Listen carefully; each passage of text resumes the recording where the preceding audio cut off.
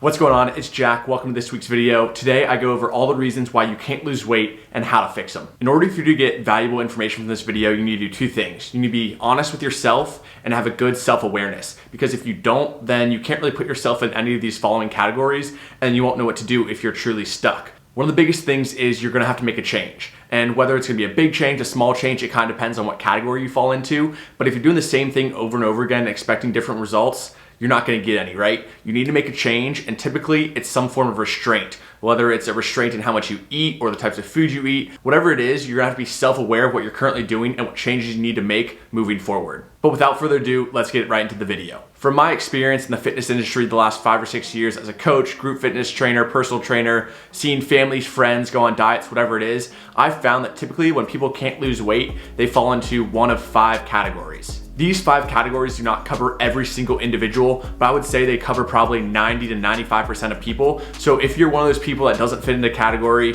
then you're just a unicorn, and I recommend reaching out to a personal coach who can be a little bit more detailed. But I would guess that most of you fall into one of the 5 categories I'm about to discuss, the first being the maintenance miscalculator. The maintenance miscalculator is someone that eats about the same thing every day or even tracks their calories and protein to hit their goals, but for some reason just can't lose any weight. They swear they're in a deficit and they know that they're eating exactly what they think they should be, but this is just wrong because their maintenance is off. This person probably went to an online calculator, like a total daily energy expenditure calculator online, got a maintenance calorie from that generator and assumed that that was their maintenance calories. And in order to lose some weight, they cut maybe 300 to 400 calories below that number and just started eating that, expecting to lose weight. For example, myself at 5'9", about 175 pounds, very active, working out 5 to 6 days a week. When I go to a maintenance calculator, it tells me my maintenance is about 3,200 calories.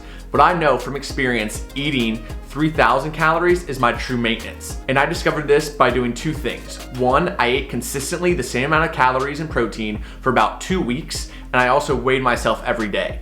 I then took the average weigh-ins from the first week and the second week and compared them. I noticed that at 3,200 calories, my weight actually went up a little bit. So it is above my maintenance. If I had stayed the same as I have the last couple weeks eating at 3,000 calories, I know that that is my maintenance. And if your weight drops from week to week, then you know that you're eating below your maintenance. The TDEE calculators are a great place to start, but make sure to actually put them into practice. Track what you eat for a couple weeks, track your weight to see truly if your weight goes up or down and what your true maintenance is. Another thing to note for our maintenance miscalculators is that a lot of times we need to focus on weekly averages rather than day to day. Sometimes these people are the ones that track absolutely everything down to the T, which is great, but then they get bogged down in their weight changing every day and then change their macros and calories every single day. We want to be looking at week to week averages to make sure that from week to week, our averages are the same and our weight averages are the same, as well as our calories. Our second category are our intuitive overeaters. These are people that don't track anything or really weigh anything out, but they try to make health conscious decisions like fruits, vegetables, salads, lean meats, healthy carb sources, all that good stuff, but they still can't seem to lose any weight. I get people like this all the time. They come to me saying, Jack, I eat my fruits, my vegetables, I eat salads when I go out. I'm super healthy, but I can't lose any weight. Unfortunately, I wish I could tell you that's all you need to do is eat healthy, but you can eat too much healthy food and that will not let you lose weight.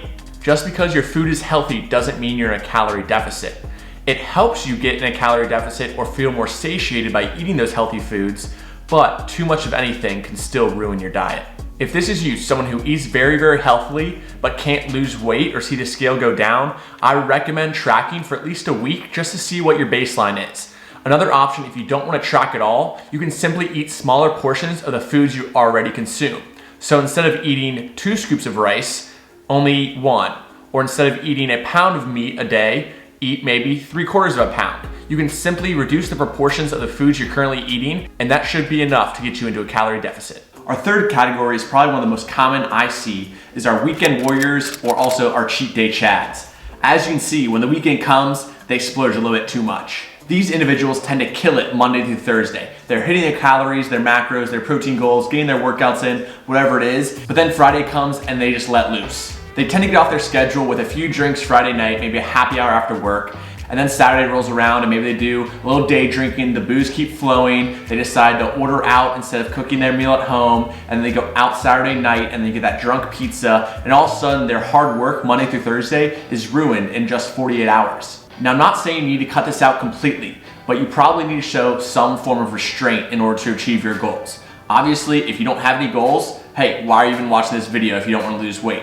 But if you do have weight loss goals and you're this type of person that goes crazy on the weekends, doesn't track anything, I highly recommend showing some form of restraint, whether that be tracking your weekends, making a plan for yourself when you do go out, how many drinks you're gonna have, make sure to not have that drunk pizza at the end of the night, just small tweaks that'll pay off a lot in the long run. I recommend macro fasting if I do drink. So this is gonna be saving a lot of your carbs and fats for later in the day. So your morning is gonna be more protein heavy. Make sure to get a workout in if you can.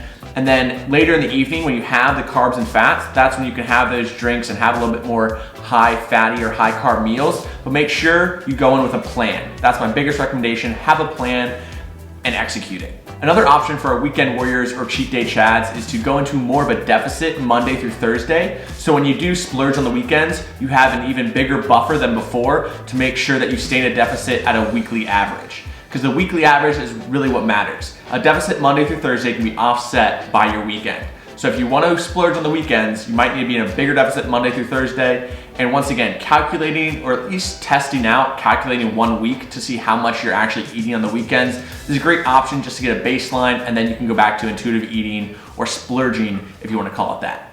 Our fourth type of person is our low calorie Larry. This is someone who eats super low calories and still can't lose weight. Typically they're in the 1200 to 1400 range, both males and females, and have hit a weight plateau. They've probably been dieting for 3, 6, maybe even 12 months, slowly working their calories lower and lower to make sure they're losing weight, and now they're literally at the point where they can't eat any less. This person really struggles to lose weight because their body is quite literally starting to shut down. I've done some very low calorie full days of eating on this channel before, but those were always for maybe 2 to 3 weeks for the maximum. But if someone's done this for 3, 6, or even 12 months, that their body literally just starts to shut down. You start to fidget less, you start to burn calories less, your body just goes into a state of trying to conserve because your body thinks that it's not gonna get any more calories anytime soon, so it's gotta hold on to what it has. This person is usually on the less built or a little less muscular side. They might have a little bit of fat that they want to try to trim before they start bulking or enter a lean bulk or gaining phase. But I highly recommend if you're below 1500 calories for more than 3 months and you no longer lose weight, get out of a deficit and start a building phase, or at least a very slow gradual gaining phase. Build up your calories. What you'll notice is a lot of people actually don't even put on weight when they start adding calories, but their body just starts adapting to the new calories. Whether it's training harder, moving more, whatever it might be, I recommend pairing higher calories with some resistance training to get out of this deficit and maybe revisit a cut or a deficit later down the road once your body's adapted to a few more calories and maybe built a little bit of muscle. And our fifth and final person kind of goes with number 4. This is a cardio bunny or a cardio Carl. Yes, I know I have thrown names like Cheat Day Chad, but these are for both males and females. You can fit in either category if you're a guy or a girl, or and anything really, you could fit in some of these categories. The cardio Carl or cardio bunny is someone that strictly does cardio, trying to lose weight. Maybe they run a lot, they like to bike, the Stairmaster, incline walk, whatever it is, and they continually do that, and they build up from maybe a half hour a day to 45 minutes to a day, and then at the point where they maybe do 2 hours of cardio every single day trying to lose weight. And maybe it worked at first, just like the low calorie Larry. He kind of kept bringing down his calories as his weight kept going down. It would plateau, he'd bring his calories down even more. The cardio person is increasing their cardio to make sure that their weight goes down.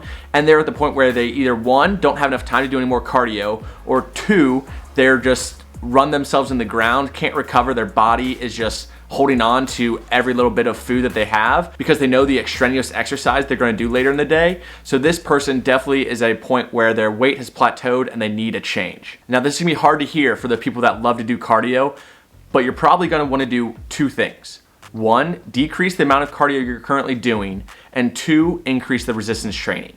Now this is gonna do 2 things. It lets you eat the same amount of calories you currently are, as long as you're not at the low Larry levels. Because if you're a cardio person and you're at the low calories, then you're gonna need to kind of revamp your entire diet. That's a little bit more in-depth video, but bring up the calories, bring down the cardio, bring up the weightlifting. I mean, it's all common themes throughout this entire thing, but the biggest thing for someone that does a lot of cardio is 1, decrease the amount of cardio you're doing.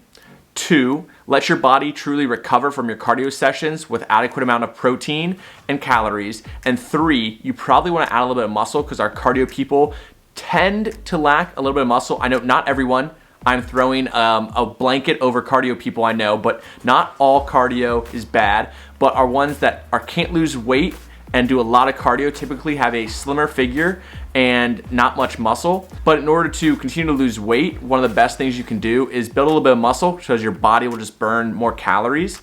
So I would say decrease the cardio, start resistance training 1, 2, maybe even 3 times a week, and slowly try to build those calories up again to a point where when you do visit a cut, you don't need to increase the cardio, but you can also decrease the calories. I do want to throw a quick disclaimer out there that if you are a cardio bunny or cardio Carl and you're training for a specific endurance event, whether it be a long bike ride, run, swim, triathlon, then you don't really fall in the cardio bunny, cardio Carl category, and you can maybe not fall into any of these categories. But hopefully you got a little bit of information. After some self-reflection, you realize you might fall into one of these 5 categories or even multiple. And if you do happen to fall into one of these categories or multiple, hopefully you got a little bit of information on something you could try out for yourself if you have hit that weight plateau. If you want to be healthier, just lose a few pounds here and there, then I'd highly recommend making a change and implementing something I mentioned in the video. Otherwise, thank you guys so much for tuning in. Just realize that if nothing changes, nothing changes. I know,